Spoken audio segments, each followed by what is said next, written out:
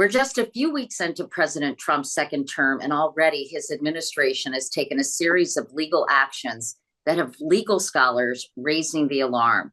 From defying court orders to testing the limits of executive power, many are asking, are we in the midst of a constitutional crisis? To help us break it all down, I'm joined by one of the nation's foremost constitutional scholars, Harvard Law Professor Laurence Tribe. First of all, I have to ask you about the resignation of Manhattan U.S. Attorney Danielle Sassoon and five other attorneys in protest over the Justice Department's order to drop charges against New York City Mayor Eric Adams. What was your reaction when you heard that? Well, I immediately thought that Danielle deserves to be a profile in courage. I don't know her personally, but her reputation is stellar. And as it happens, she's something of a conservative. She clerked for Justice Scalia.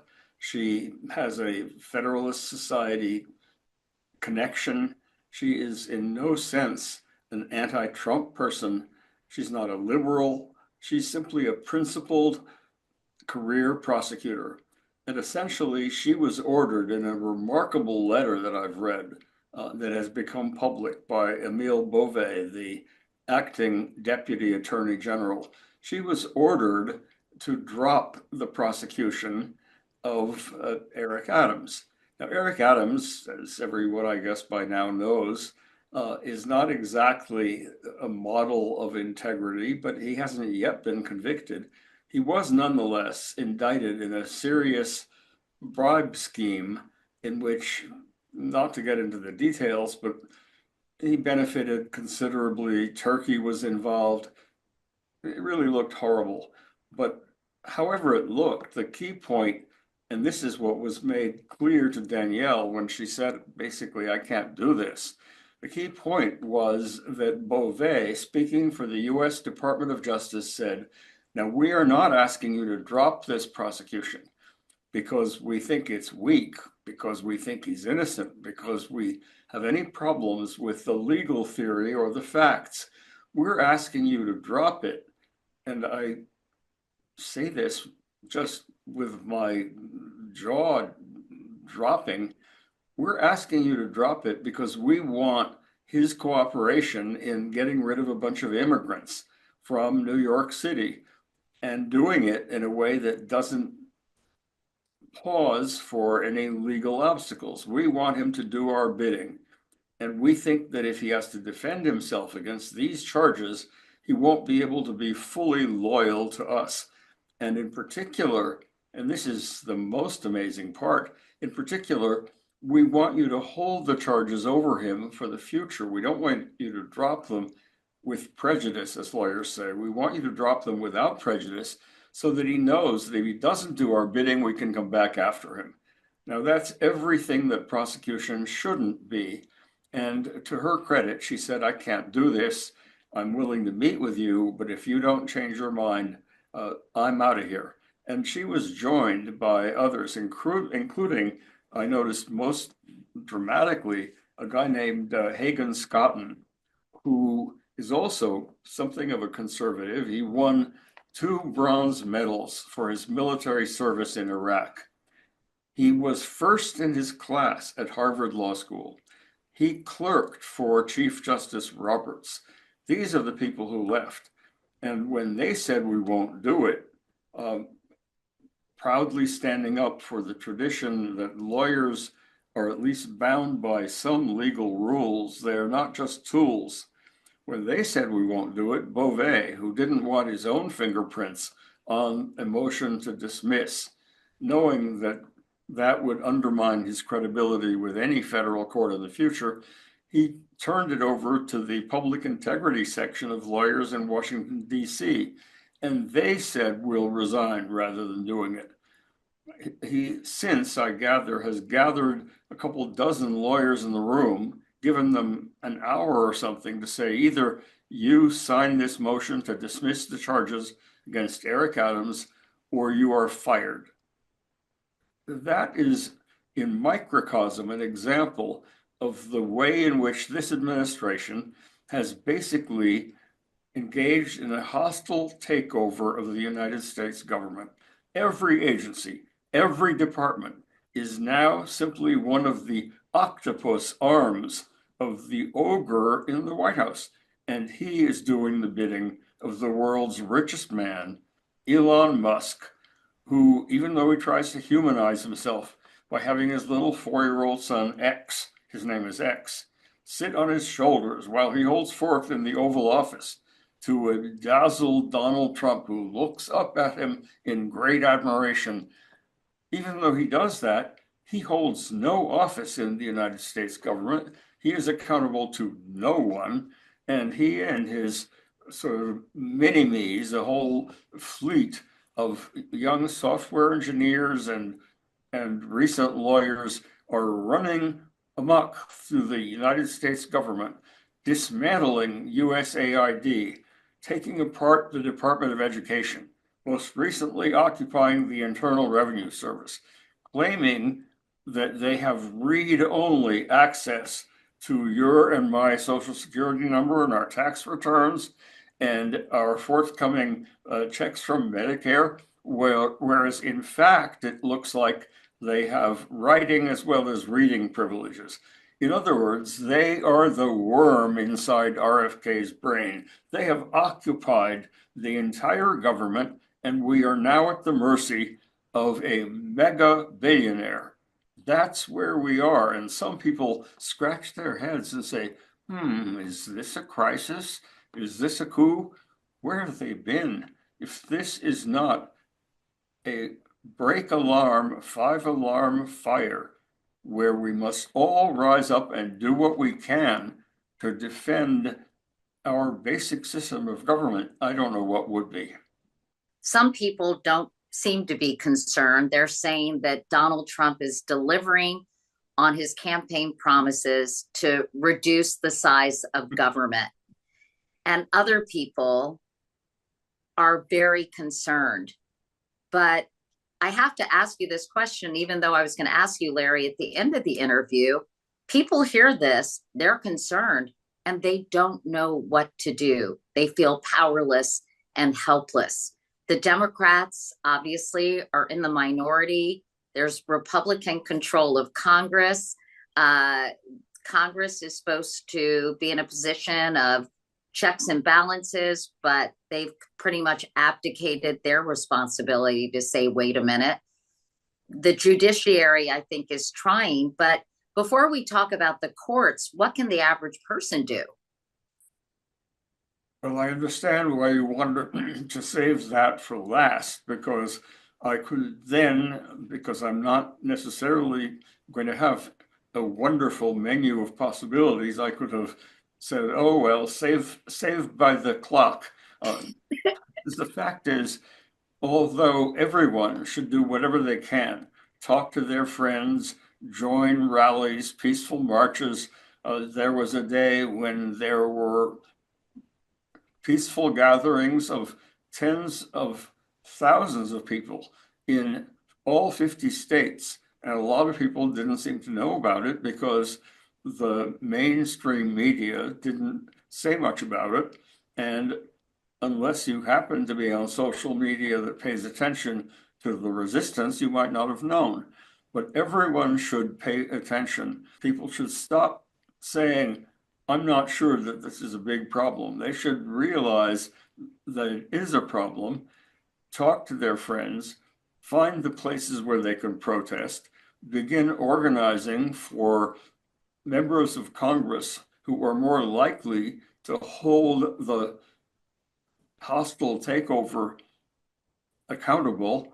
And to the extent people have disposable money, income that they can spare, they should give whatever they can to organizations, and I don't want to start naming them because there are now dozens that are putting together money to defend people against whom the administration is mobilizing its resources simply because they are deemed disloyal.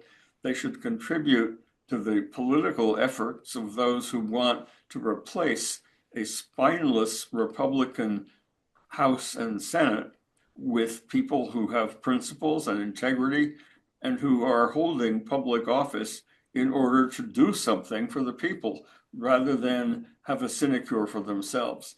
And aren't afraid that they will lose an election because they stand up and right. Are true to their principles. Before we talk about some of the other things, Larry, I wanted to ask you again about Danielle Sassoon, because I think it bears repeating how unprecedented this is and what it says about the Justice Department, the U.S. Justice Department, ostensibly, apolitical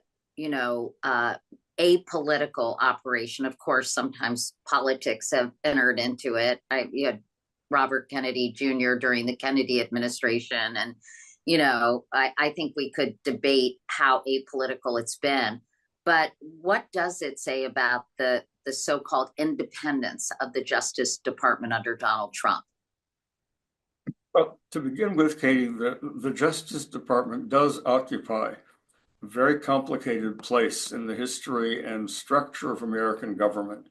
From the beginning, when the first Attorney General was named, even before that person headed a whole department, there was a notion that it would be dangerous for the Attorney General to be essentially the personal lawyer for the president, because the Attorney General was supposed to enforce the laws passed by Congress, make sure that those who violate the criminal laws are prosecuted criminally, that those who violate civil laws are subject to civil remedies. And that might not happen if the chief executive who nominates and with the consent of the Senate appoints an attorney general is himself the wrongdoer. I mean, that's the problem. If you've got an executive branch that is a lawbreaker, and we've had that only a couple of times in our history, never as dramatically or as openly as and almost brazenly as we do now. But if you've got a chief executive who's breaking the law, he's not likely to tell his own lawyer, why don't you prosecute me? Or prosecute the people that I'm sending out to do my bidding. On the contrary, what he might do, and we're seeing it now, is send people out to do his bidding and then promise them that if they're prosecuted by a state prosecutor, for example, he'll come to their defense. And certainly if they are prosecuted by a U.S. attorney and convicted, he'll pardon them.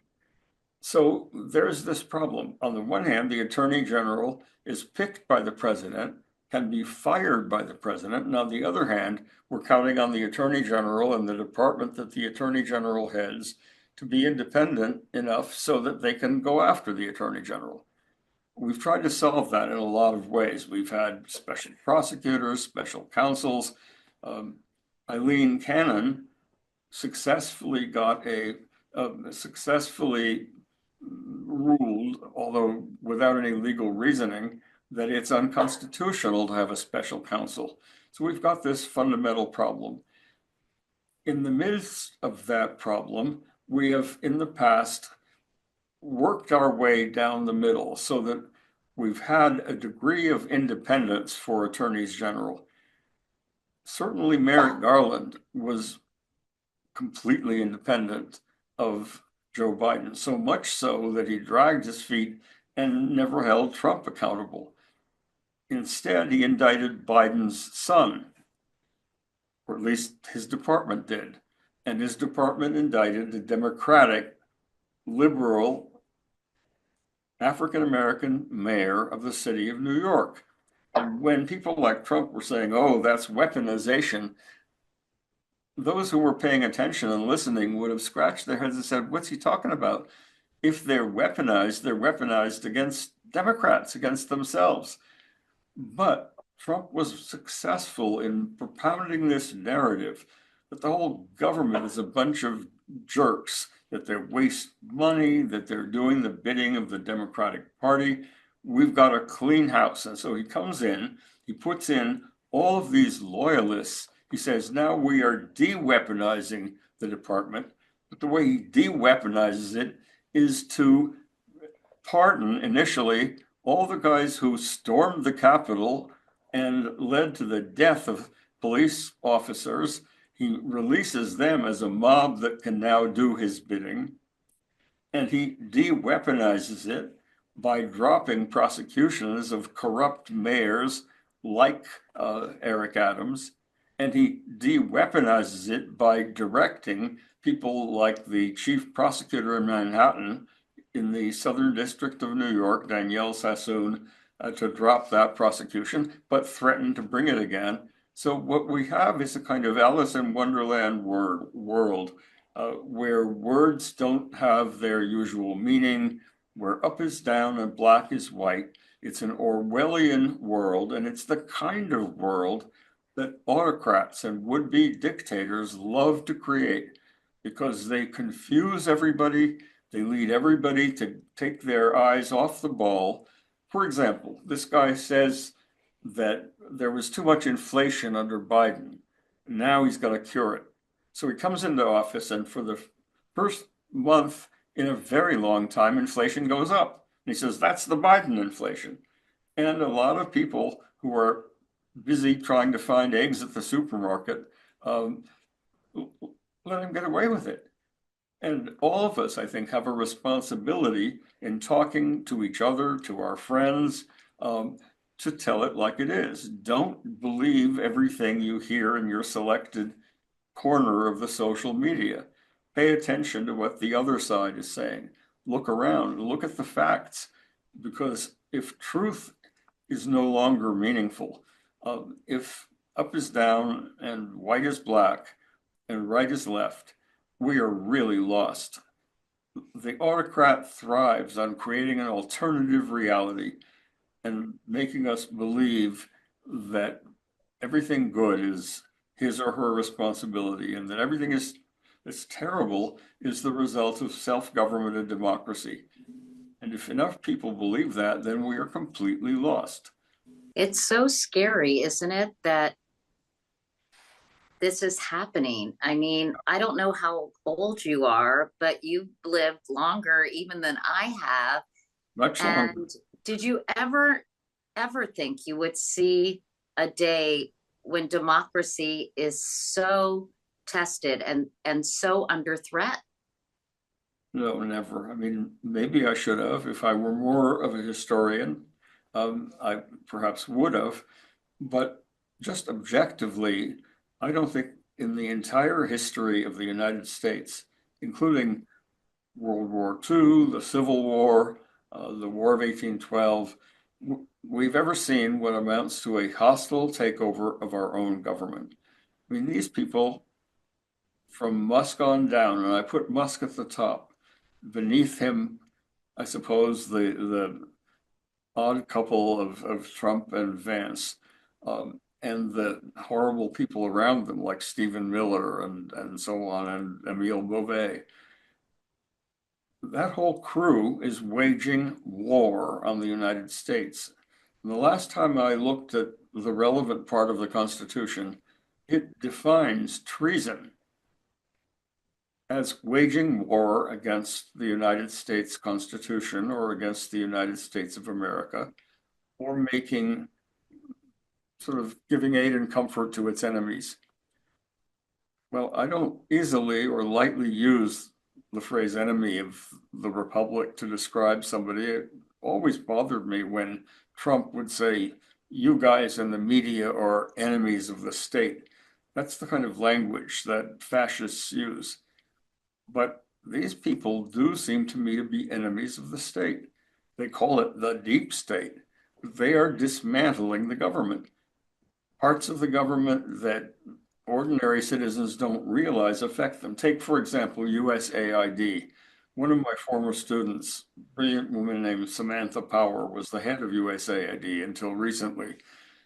She did an amazing job. Of course, like every agency, it might have wasted a couple bucks here or there. One might have questioned some of its priorities, but it saved tens of millions of lives around the world, giving the United States sort of bragging rights. We are helping the world. That's a kind of soft power. And on top of that, a lot of what we provided with money that Congress appropriated to USAID bought agricultural commodities, helped our farmers. A lot of the stuff we send overseas, funded by USAID, helps our own economy. So what does Musk do? He says USAID is a bunch of idiots, a bunch of traitors, a bunch of fools.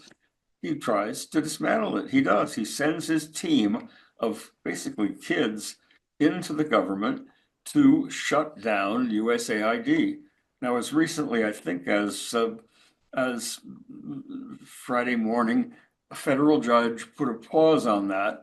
But there's only so much federal courts can do. There are dozens of lawsuits against all of these things that Trump and Musk are doing.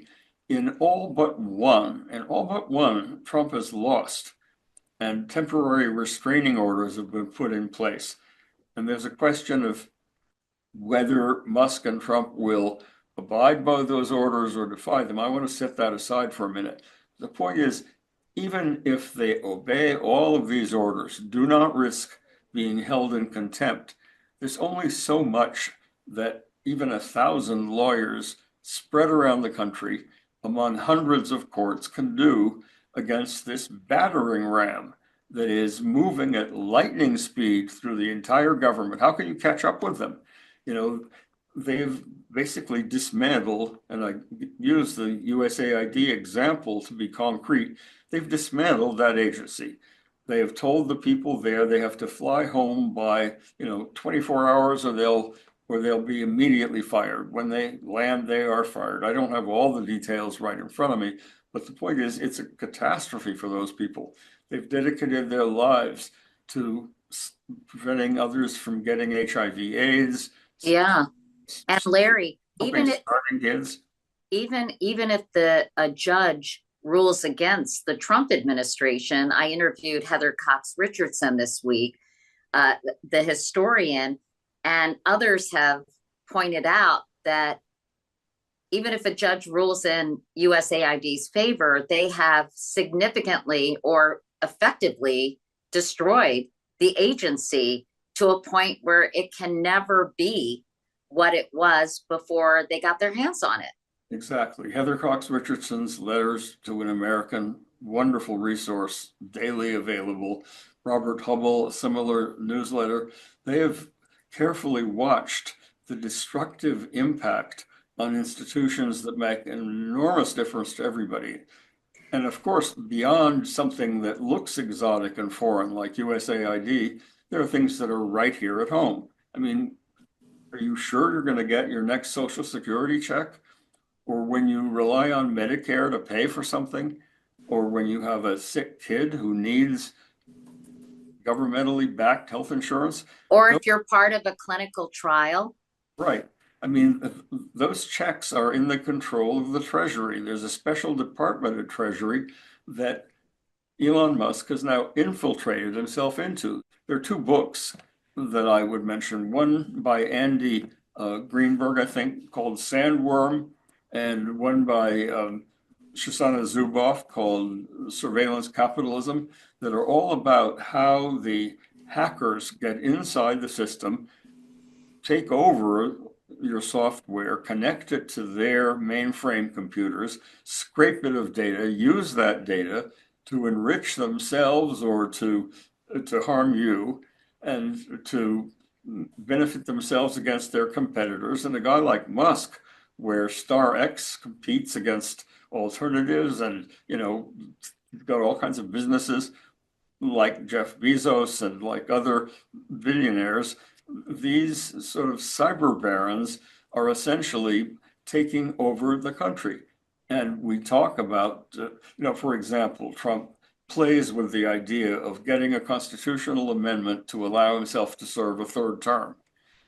By the time, given what we've seen in just 20 days or so, by the time the next election comes, it will be almost irrelevant whether he's managed to erase the part of the Constitution that says 2 terms is enough. Because even if he hasn't, he may just disregard the Constitution. He said, and people elected him anyway, he said that he was going to trash the United States Constitution. He was going to shred the parts that he found inconvenient. So, it's a fragile document. It doesn't enforce itself. It just sits there. And by the time we're done, it may be just parchment. I wanted to ask you about this idea espoused by White House officials, including the press secretary, that everything he is doing is within his authority as the chief executive of the US. And some have suggested the administration's larger goal is to grow the power of the presidency through a legal idea known as the quote, unitary executive theory. Can you explain what that is and how they might use that? The unitary executive theory is just fancy words for the idea that Article 2 of our Constitution gives the entire executive power, that is, the power to uphold and enforce the law, to a president of the United States, period. Now, his position is that because he's president, he must be able to hire and fire whenever he wants, based on his own priorities and not on any misconduct, anybody in the executive branch. And he defines the executive branch so broadly that it includes the Federal Reserve Board, the SEC, the whole alphabet soup of agencies, all of these agencies whose independence has enabled our economy to thrive and our financial systems to remain stable. He's moved from the idea that it's a unitary executive, which he's using to knock down various agencies and to say, I can fire, for example, even though Congress said that the head of the Consumer Financial Protection Board, the CFPB, should not be subject to being fired without cause by the president. He said, no, I don't need any cause. I can just get rid of him. And the US Supreme Court upheld that. And in fact, over time, you can predict that this court, with 3 people appointed by Trump and 3 others appointed by other Republicans, will adopt various aspects of this unitary executive theory. Exactly how many agencies they'll knock off, whether they will say that a multi-member agency also must have every member of the board subject to firing at will by the president, that's not absolutely clear. But what is clear is that they've now gone way beyond the unitary executive. No longer are they saying all executive power must be subject to the president's will. They're saying all power is executive. That is, whenever something happens, even if it looks like making a new law, even if it looks like exercising the power of the purse, which the framers put in the hands of Congress, they say, oh, that's an executive decision. For example, Congress says spend a certain amount of money on Medicare, a certain amount on child health, a certain amount on highways. And the president says, oh, that isn't consistent with my priorities. So I can disregard all of that as if I had a kind of line item veto.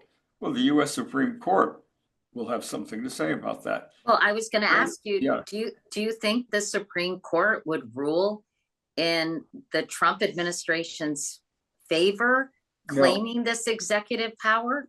No, I think they will go along with him insofar as he is saying, I am a single head of the executive branch, but they will not allow the executive branch to swallow the other 2 branches. When it comes to the legislative branch, which has the power to write laws and to appropriate money and say when and where it shall be spent, the court has made clear in important decisions, even these conservatives have made clear, they believe that is not an executive power. That belongs to the legislature. And I predict that they're going to stick with that. I also predict that they're going to insist on the power of another branch of government that they care a lot about, namely the judicial branch. John Roberts and his colleagues, including the most conservative, Alito and Thomas, and those that come behind him, Kavanaugh and Gorsuch, and the one in the middle, Amy Coney Barrett, and of course the 3 liberals, Sotomayor and Jackson and Kagan, all 9 of them, really want their branch of government to be paramount.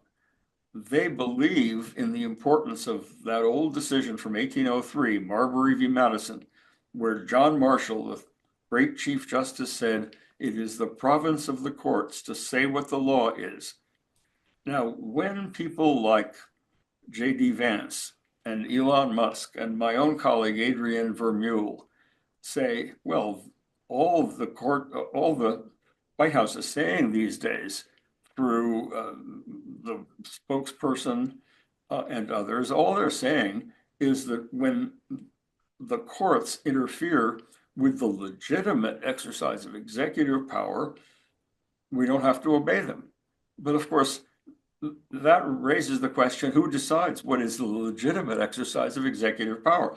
If it's the executive judging the legitimacy of its own actions, we have people who basically are putting themselves on trial. As I mentioned earlier, in connection with the difficulties of the president having the attorney general go after him when he is hiring and firing the attorney general, the executive, the chief executive, cannot have the last word on what is legitimate. That is what people like Adrienne Vermeule and much more dramatically J.D. Vance and the White House press secretary are completely forgetting. They're making the dopey point that if what we're doing is perfectly legal, it's not legal for the judges to say otherwise. Duh. The question is, who decides? That's the question. And in fact, I wanted to just read both J.D. Vance's tweet and then your colleague Adrienne Vermeule's defense of that tweet for people who may not be aware of it. He said, J.D. Vance, quote, "If a judge tried to tell a general how to conduct a military operation, that would be illegal. If a judge tried to command the attorney general in how to use her discretion as a prosecutor, that's also illegal. Judges are not allowed to control the executive's legitimate, keyword being legitimate power," to which your colleague, Harvard Law Professor Adrienne Vermeule, wrote, "If there is a crisis of any kind, it is that some judges have overlooked or willfully ignored the time-honored legal doctrines and principles that limit their own role, have exercised discretion without prudence or restraint, and have themselves consequently violated the separation of powers." Has the judiciary overstepped its authority on occasion, Larry? And does your colleague have a point at all? Well, certainly the Supreme Court has overstepped its authority on occasion. It did that in Dobbs when, for no reason, it overruled Roe v. Wade and said, we now have the votes to say that a woman's control over her own body is not part of liberty. But I didn't hear the Democrats, including me, saying, well, because we disagree with the line they drew, we can simply disregard and defy their ruling.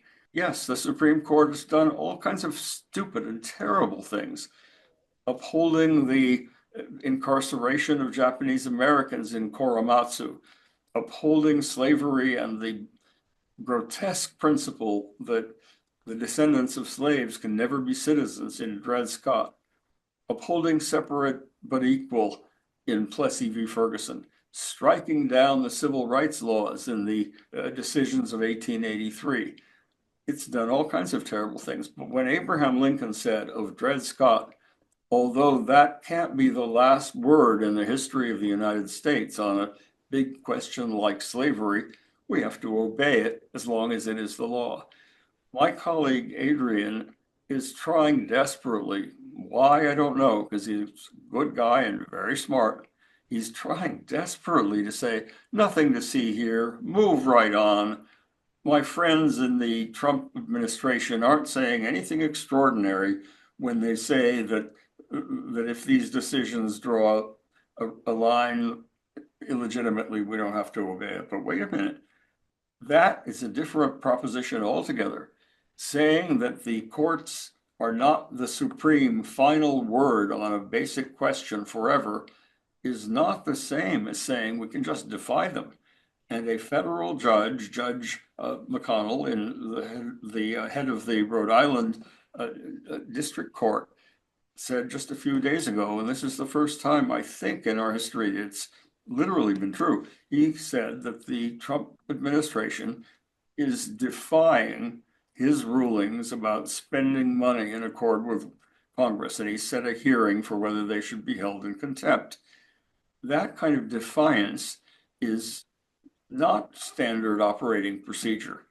It is not nothing to see here. It's very important. What if they are held in contempt? I mean, what does that mean exactly? What if they ignore that, Well, that ruling? that is an additional crisis.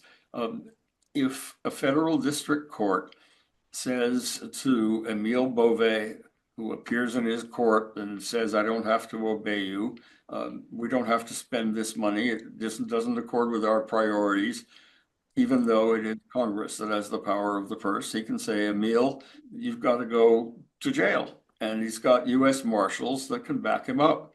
Now, it's true that the US Marshals ultimately have to answer to Pam Bondi, the US Attorney General, and she can say, I'm with Emile. But, at that point, even though courts have conducted themselves in a number of cases, like the abortion case, in ways that a lot of people have come to find really distasteful and disgusting and depressing and not really warranted. And even though some Supreme Court justices have conducted themselves in ways that look deeply conflicted and corrupt and illegal under 28 US Code Section 455A, even though that's true, I think there still may be, and here I don't know for sure, enough residual respect in America for the rule of law and the fact that judges must be obeyed, that the Attorney General would not successfully prevent the marshals from imprisoning officials of the executive branch who are responsible for defying judicial orders. Now, when some southern states defied the desegregation orders, President Eisenhower used the military, the National Guard and the Air Force, used the military to tell governors who were standing in the courthouse door to step aside. If we had a president who gave a damn about the rule of law, he might invoke the military to enforce the orders of courts that are saying to him and Musk, you guys have overstepped. But come on, there's we no way don't. that's going to happen. I was going to say we don't have that. So no, you don't have it. That seems to be a moot exercise to even imagine it. But it sounds to me, Larry, that it's fantasy land. I was just imagining it just to make clear how fantastic it is. I have a question for you to reiterate. It sounds like you have a lot of faith in the Supreme Court issuing a strong ruling against Trump as a way to perhaps assert its authority. That overstates it. A lot of faith, no. I do think when it comes to a clash between genuine executive power and lawmaking and spending power, the power of the purse, the court is more likely than not, that's about as far as I'd go, to hold up the separation of powers and force the congressional power of the purse against executive usurpation. But there are an awful lot of ways that the court can duck. Depends on how the case comes to it, what the procedural posture is, who the parties are. Famously, I mentioned a few minutes ago, Marbury versus Madison. Remember, that was a case in which the court managed simultaneously to say, we have the power to invalidate an act of Congress, and we have the power to invalidate an act of the president. But it managed to do it in a way that did not require that it issue any order at all to the president or the secretary of state, who were the parties in that case, because it feared that if it did issue such an order, it might be defied. Instead, it established the principle and then stepped back. And it was a long time between 1803 and 1857 before the court again invalidated an act of Congress. That time, the next time, it was invalidating the Missouri Compromise, which triggered, among other things, a little thing called the Civil War. So the court's experience in directly confronting the other branches indicates that it has techniques for avoidance, for ducking and bobbing and weaving rather than entering the ring and potentially getting knocked out. And it does sound as if some of the language coming from Chief Justice John Roberts, that he does believe in judicial review, right? Yeah, he believes in his own branch, and he does so, I think, to a fault. I mean, he says it's not nice for my colleagues in some of their dissenting opinions to question the legitimacy of our holdings. Well, it may not be nice, but it's true. He's basically saying, don't criticize us. That's ridiculous. We should be free to criticize whether we are justices or simply observers. But it's one thing to criticize, and it's another thing to defy openly and to say, you have jurisdiction over me, you've told me what to do, and I say, stuff it. That is really a formula for chaos. The law of the jungle, anarchy. And anarchy is pleasant for King Kong, maybe, for the people with the most power.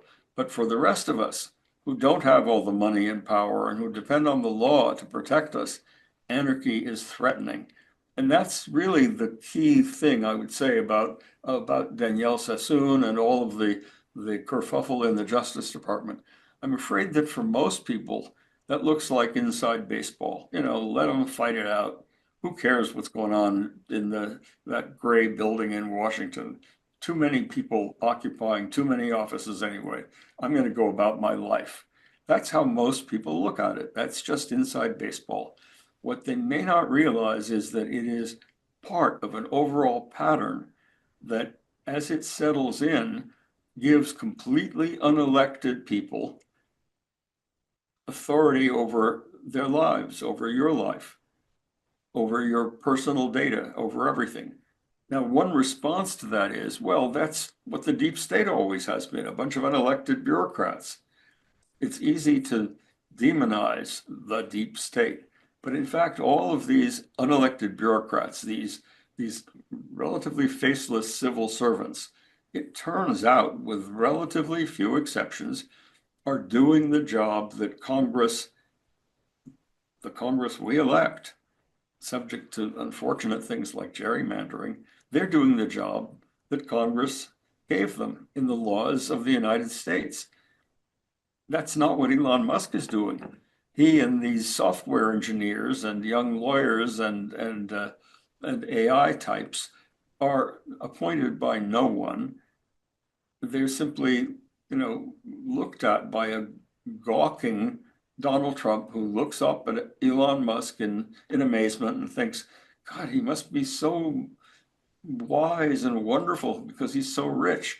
I mean, that's the mindset of this guy. He's a sociopathic narcissist who believes that money is everything, that greed is good, and that the guy who has the most money must be The smartest. the smartest and the one we should listen to.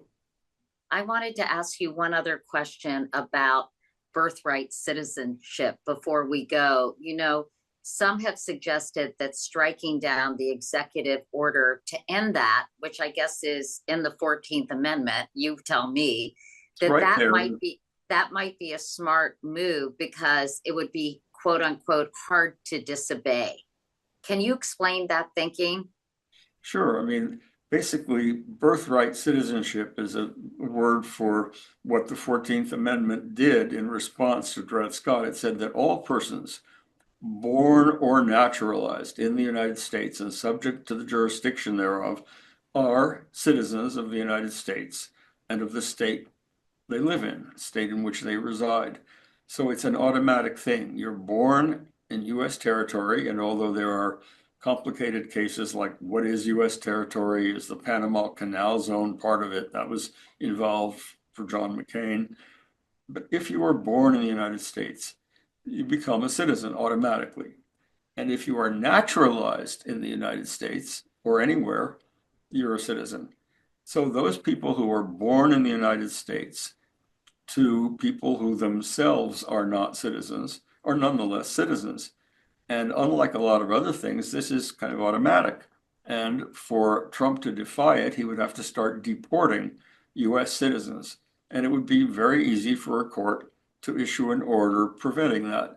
So that would be one of the areas where the president's absurd exercise of power well beyond what is permitted by the Constitution could be stopped by the courts, and I think will be.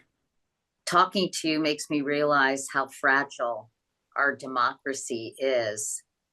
Do you think it will survive intact given what we've witnessed these past few weeks? Well, I think it is no longer intact. The question is how and when and over what period of years or decades will we be able to rebuild it? Do I think it will be doomed and gone forever? No.